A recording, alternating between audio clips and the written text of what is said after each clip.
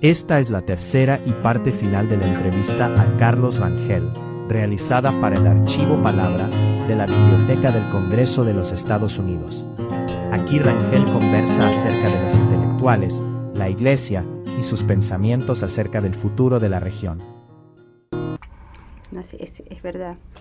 Me interesa mucho que nos dijera algo sobre la fascinación de los intelectuales con los que están en el poder. Sí, por desgracia, los intelectuales somos un grupo y que creo que tengo que autoclasificarme como uno de ellos, que con excepciones, por fortuna, tendemos a fascinarnos con los hombres de poder. Y es lamentable, terriblemente triste, ¿no? Pero uno ve, por ejemplo, como Gabriel García Márquez se pasea por el mundo jactándose de que él es amigo del general Torrijos. Sí. Sí, en realidad uno debería avergonzarse de tener intimidad alguna con el general Torrijos. El general Torrijos es un hombre muy sortario, a quien le ha tocado por accidente tal vez presidir el cambio de estatus del Tratado del Canal de Panamá, pero no es nadie de cuya amistad nadie se puede enorgullecer. Yo iría mucho más allá, desde luego. Yo diría que Fidel Castro es un personaje detestable y abyecto. Es un hombre de poder capaz de cualquier cosa para conquistar y mantener el poder. Ese tipo de hombre, Stalin era otro, y en la historia pues abundan ejemplos, pero los tiranos comunistas son peculiarmente repulsivos.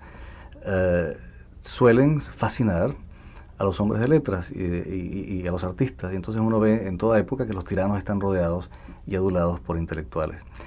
Eso explica parcialmente por qué tantos intelectuales tienen tendencia comunista en nuestra época, porque los comunistas son los únicos tiranos modernos que ejercen el poder sin ningún escrúpulo. Los otros tiranos, por detestables y crueles que sean, siempre tienen alguna valla. Las tiranías comunistas son las que no conocen valla alguna, las que son capaces de matar a millones, de torturar, de enviar a la cárcel o matar no solamente al opositor político, sino a su esposa y a sus hijos pequeños. Eso no se ha visto. En Venezuela tuvimos un tirano terrible que se llama Juan Vicente Gómez. Gómez no puso presa a ninguna mujer en 27 años de tiranía. Tenía un respeto muy medieval por la mujer. En cambio vemos como en las tiranías comunistas actualmente en Cuba hay decenas de mujeres presas, y entre ellas decenas que están tapiadas en celdas sin ventanas, con las puertas no de rejas, sino de plancha de acero. Semejante brutalidad en el ejercicio del poder solo se ve, sobre todo con persistencia en el tiempo, en los regímenes comunistas. Y eso parece ir aparejado, por lo visto, por los ejemplos que vemos, con una admiración beata y tonta de hombres, por otra parte, muy inteligentes, como Gabriel García Márquez, por estos mismos tiranos. Y también eso también de Che Guevara y Fidel Castro se han hecho figuras de culto internacional, porque Sartre y la cantidad de figuras. Bueno, Sartre es otro caso, ¿no? Sartre realmente es uno de los hombres más nefastos del siglo XX, porque siendo tremendamente inteligente y siendo un excelente literato, un filósofo mediocre, pero en cambio un gran publicista y polemista, se ha entregado toda su influencia intelectual, todo el influjo que ejerció sobre varias generaciones desde 1945, a postular la idea de que ocurra lo que ocurra, por ejemplo, en la Unión Soviética, eso hay que tolerarlo porque ese es el sentido de la historia. Sartre llegó al extremo abyecto de que cuando finalmente no fue posible negar la existencia de campos de concentración y campos de exterminio en la Unión Soviética, donde millones de hombres habían muerto de hambre, de frío, de torturas, de maltrato, Sartre dijo una frase que lo crucifica, es decir, lo destruye históricamente como intelectual. Dijo: esto no se debe divulgar porque los obreros franceses se desesperarían. ¡Qué horror! ¡Qué barbaridad!, ¿no? Bueno, es increíble, pero la frase está escrita. Además la dijo para colmo de abyección, la dijo como un chiste, la dijo como un rasgo de esprit francés. Él no dijo la frase que yo acabo de usar. Él dijo: il ne faut pas désespérer Billancourt. Billancourt es un suburbio obrero de París. No hay que desesperar a Billancourt. O sea que ni siquiera ahorró el bon mot, la frase ingeniosa Sí. para decir este horror.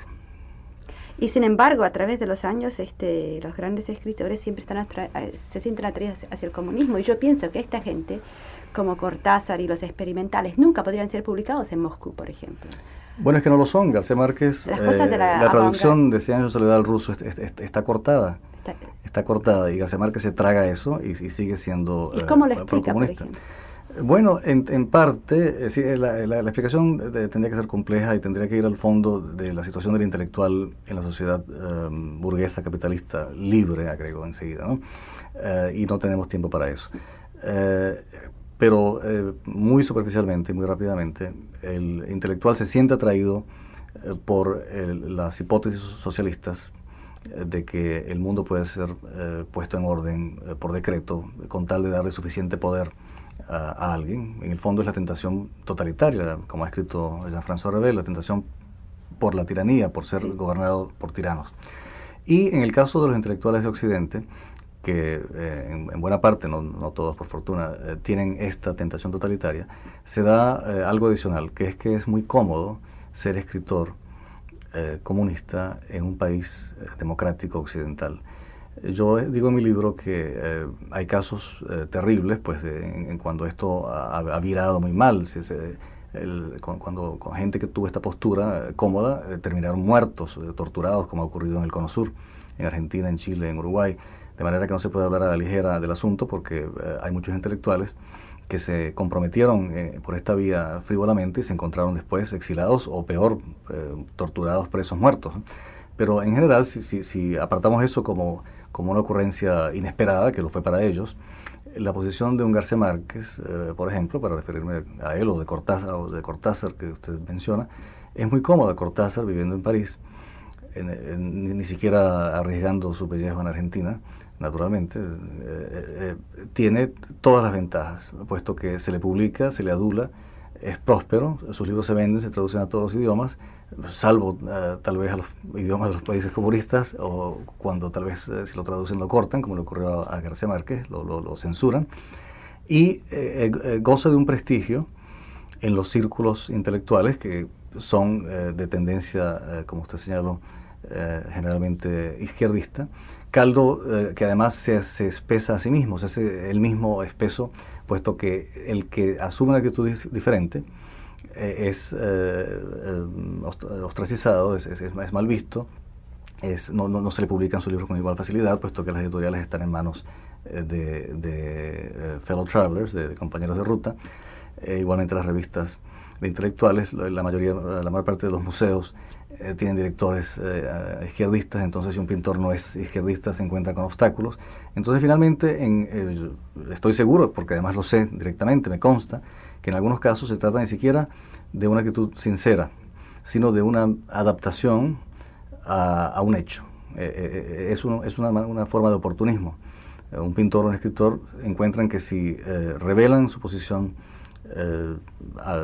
no comunista, por no decir anticomunista, cosa que se ha convertido en una mala palabra, se convierten en unos parias dentro de su propia comunidad.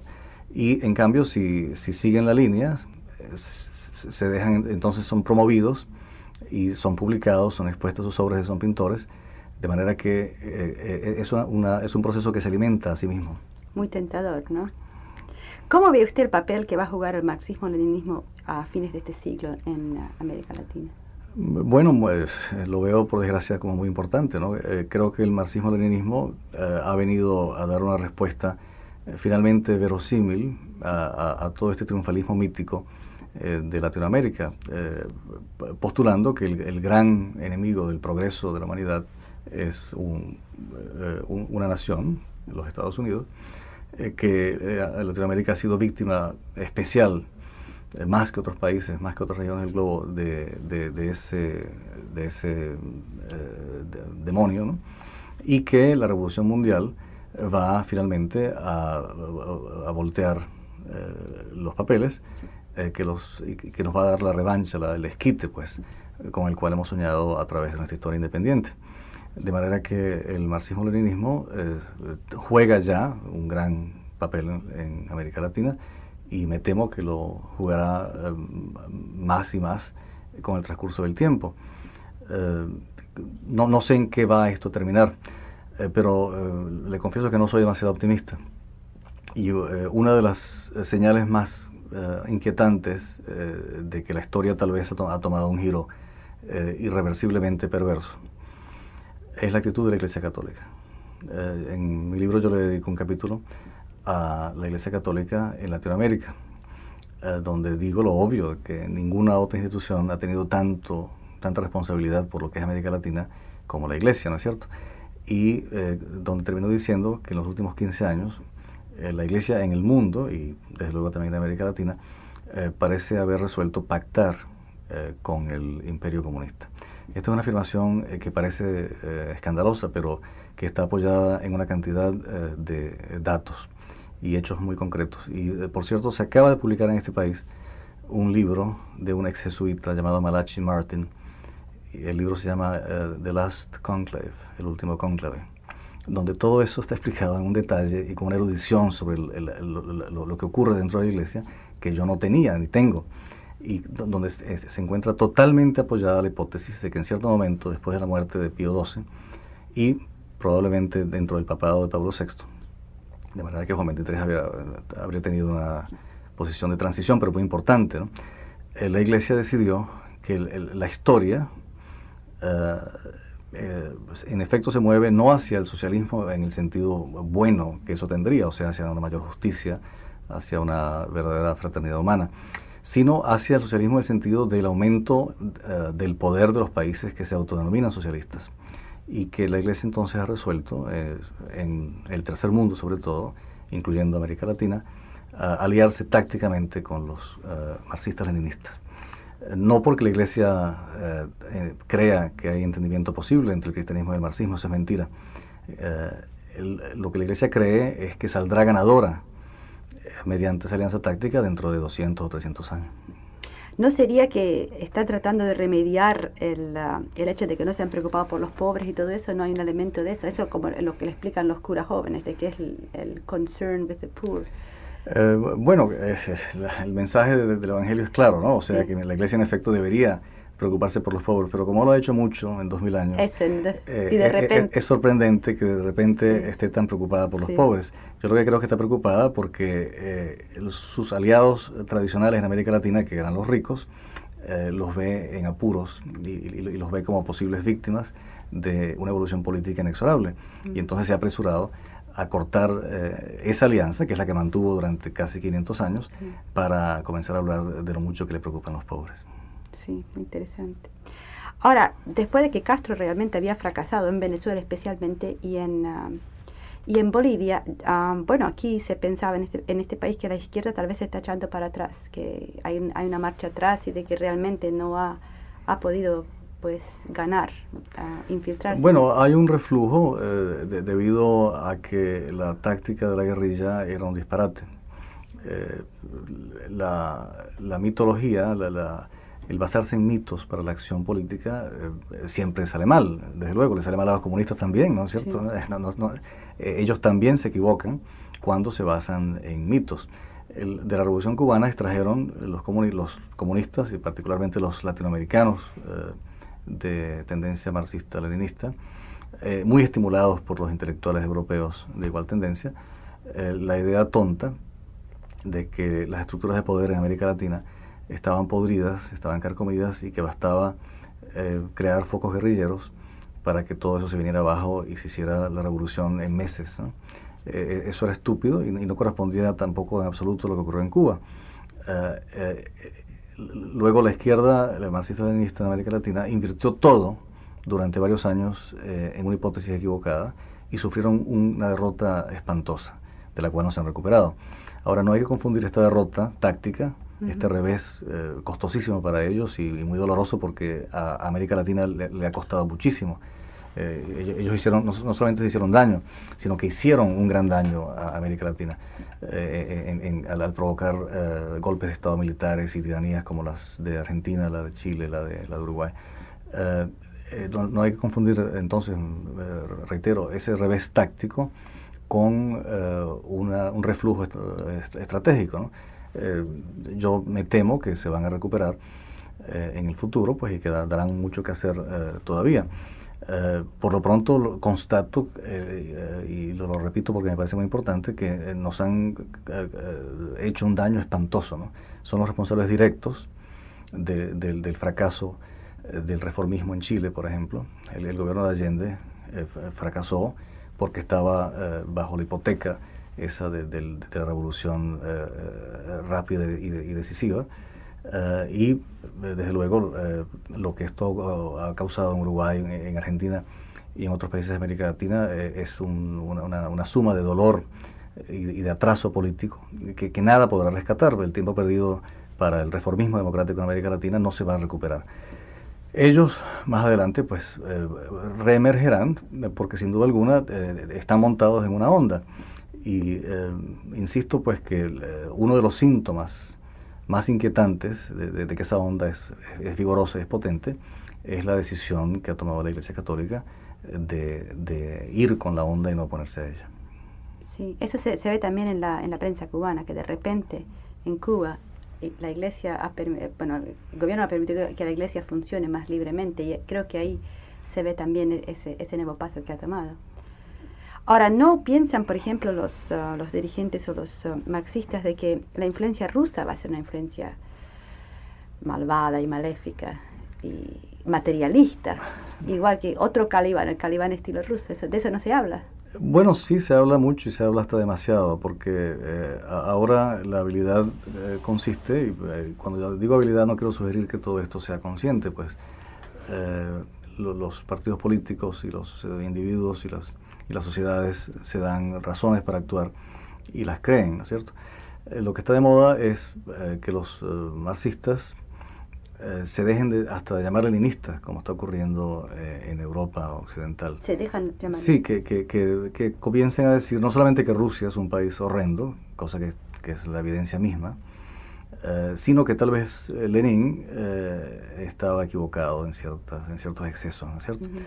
Entonces vemos fenómenos como el del eurocomunismo en Europa y fenómenos semejantes en América Latina, en que los marxistas se han quitado la hipoteca rusa, dicen libremente que la Unión Soviética es un país donde el socialismo ha tenido desviaciones, que es el lenguaje que ellos utilizan, muy lamentables.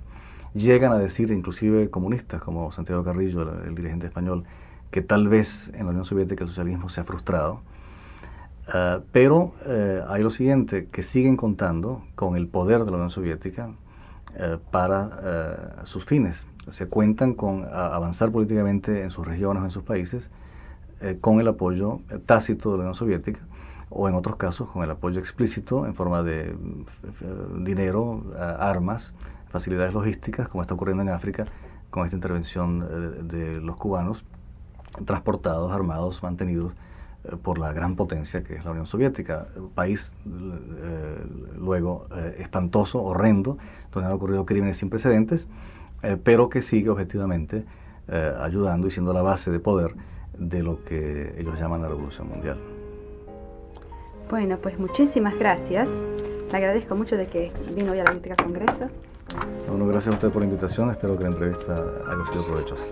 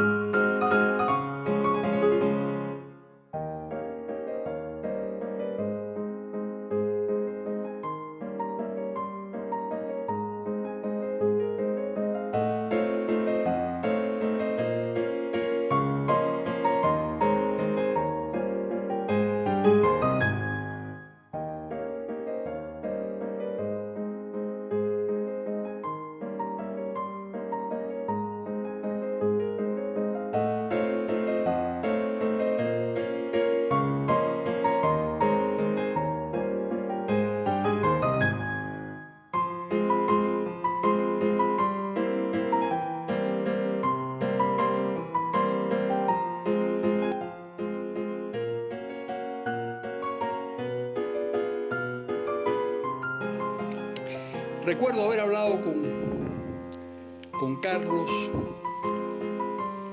de su libro. Y él lo entendía como una respuesta a uno de los libros más disparatados del mundo del siglo XX, que es Las Venas Abiertas de América Latina.